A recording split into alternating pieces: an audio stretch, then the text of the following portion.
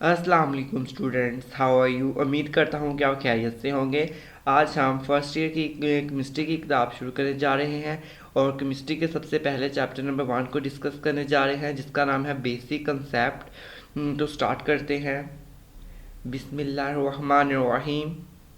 तो chapter number 1 जिसका नाम है बेसिक कंसेप्ट्स, इसके अंदर 8 लॉन्ग क्वेश्चंस आ जाते हैं चैप्टर नंबर 1 के अंदर।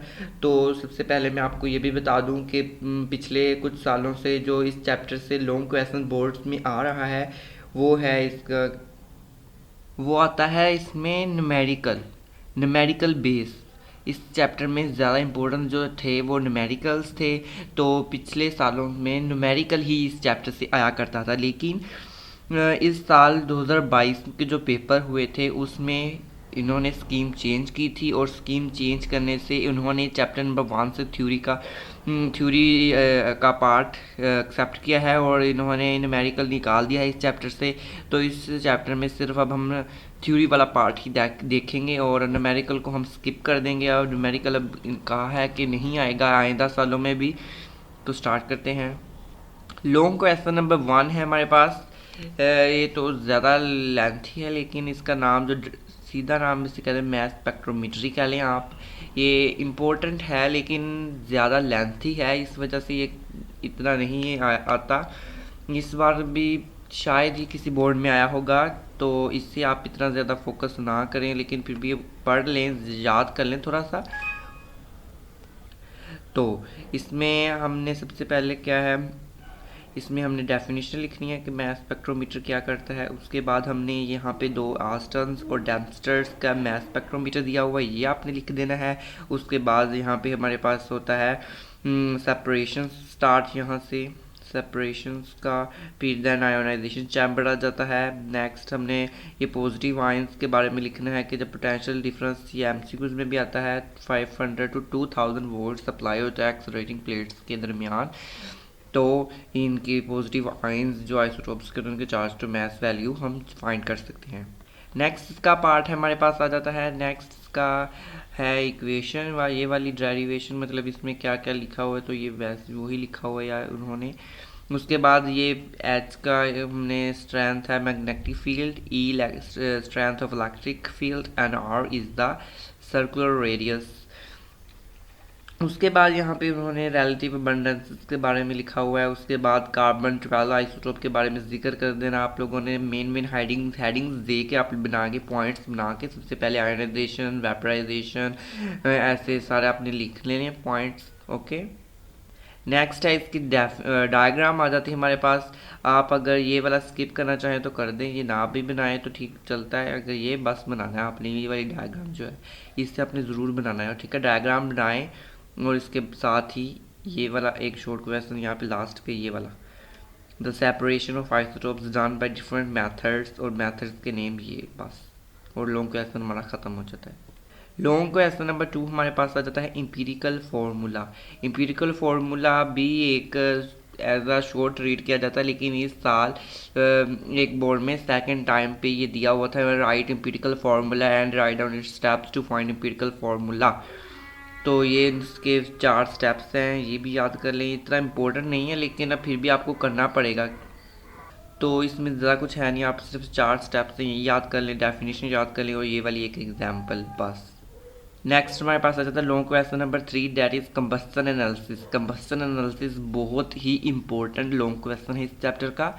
समझ लें कि सबसे ज़्यादा इम्पोर्टेंट जो है वो कंबस्शन एनालिसिस है, और बहुत रिपीट हुआ है इस साल क्योंकि पहला साल था इस चैप्टर से थ्योरी का।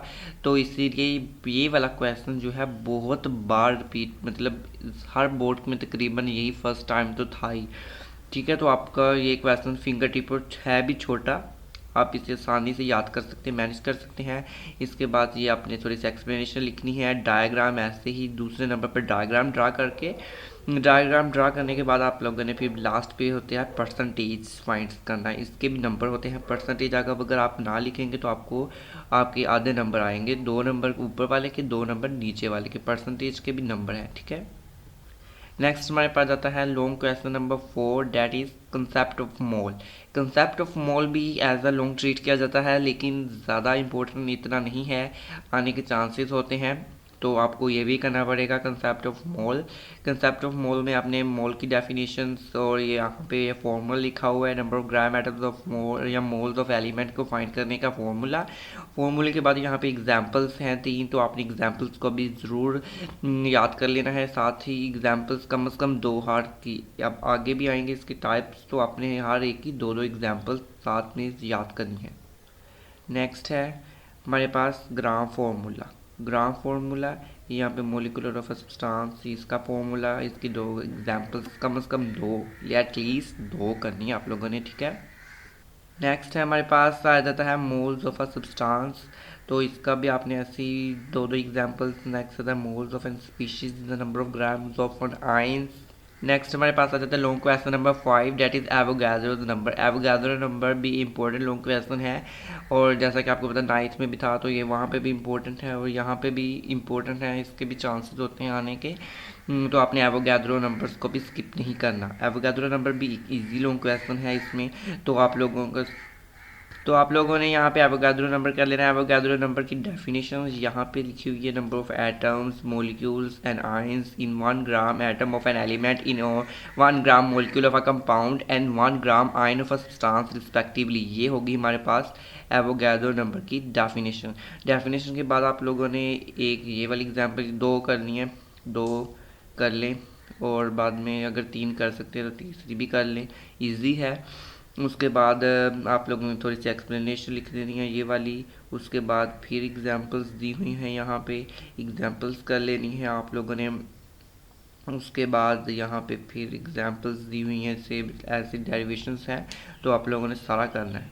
नेक्स्ट है हमारे पास यहाँ पे आ जाता है उसका अगला पार्ट, एवोगाड्रो नंबर का। यहाँ पे फॉर्मूलेज हैं 3, ओके, ये फॉर्मूलाज हैं, तो आपने ये भी याद कर लेने हैं। उसके बाद ये एक्सप्लेनेशन है, इसको भी आप लोगों ने स्किप नहीं करना, इसे भी देख लेना है, ओके। नेक्स्ट है हमारे पास लॉन्ग क्वेश्चन नंबर 6, स्टिकोमेट्री। स्टिकोमेट्री भी एक एज अ शॉर्ट आता है, लेकिन ज़्यादा इम्पोर्टेंट नहीं है लॉन्ग के लिए, तो आप लोगों ने, लेकिन जब भी लॉन्ग आए तो चैप्टर नंबर 1 से स्टिकोमेट्री को हम स्किप नहीं कर सकते, इसलिए आपने इसे भी कर लेना है।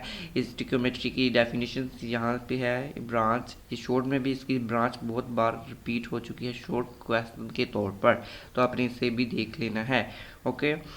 और उसके बाद यहाँ पे एक इम्पोर्टेंट शॉर्ट क्वेश्चन भी ये भी है, the law of conservation of mass and law of definite proportions are obeyed. ये एमसीक्यूज भी है और एक शॉर्ट भी यहाँ पे है इसी तरह का, तो आप लोगों ने इसे भी देख लेना है। उसके बाद यहाँ पे इसकी 3 टाइप्स लिखी हुई हैं, मास मास रिलेशनशिप, मास मोल रिलेशनशिप और मास वॉल्यूम रिलेशनशिप, और ये इतना ही है, इससे ज़्यादा नहीं लिखना है, ही इतना, तो आप लोगों ने ये भी कर लेना है।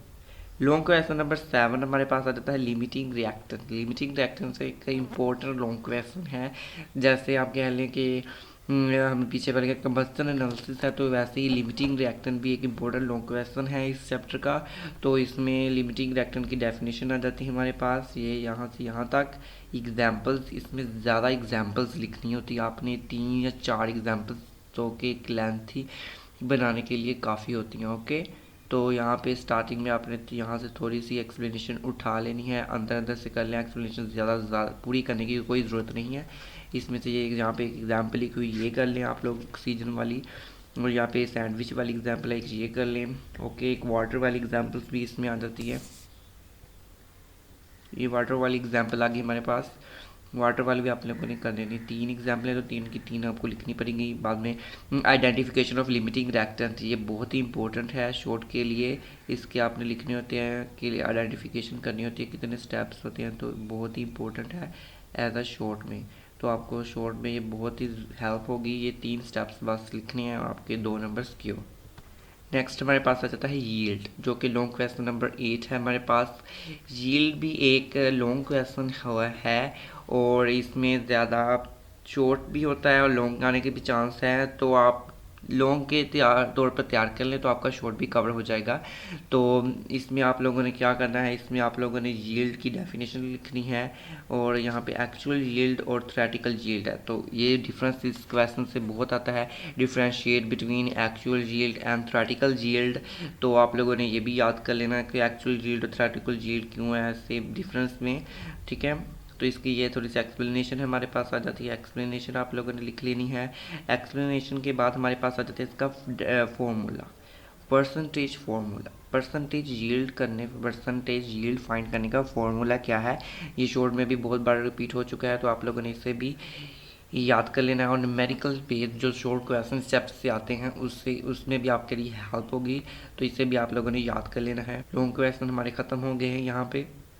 Thank you so much for watching my video. Please like share subscribe to my channel and click the bell icon. Thank you.